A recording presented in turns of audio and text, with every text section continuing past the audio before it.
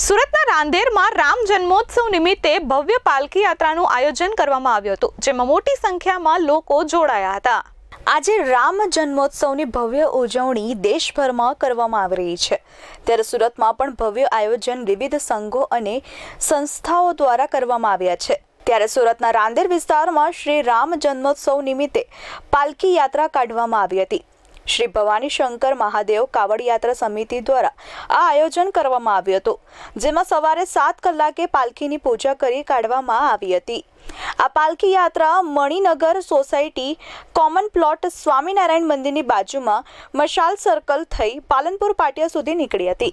આ પાલખી યાત્રામાં મોટી સંખ્યામાં લોકો જોડાયા હતા અને જય શ્રી રામના નારા લગાવ્યા હતા। નામ રમેશચંદ્ર નરોત્તમભાઈ પટેલ, રહેવાનું B44 ગંગાનગર સોસાયટી પાલનપુર પાટિયા રાંદેર રોડ સુરત। આજે રામનવમી રામ જન્મોત્સવ નિમિત્તે એક ભવ્ય અને દિવ્ય પાલખી યાત્રાનું આયોજન કર્યું છે અને તેમાં લગભગ 200 થી 250 વ્યક્તિઓ સામેલ છે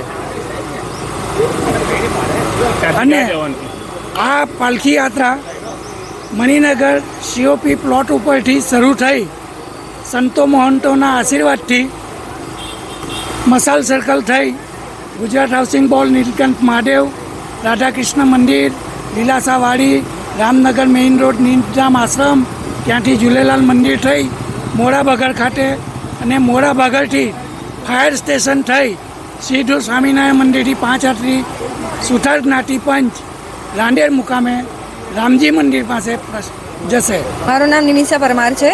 અમે રામ જન્મોત્સવના નિમિત્તે રામજીની પાલખી યાત્રા કાઢી છે।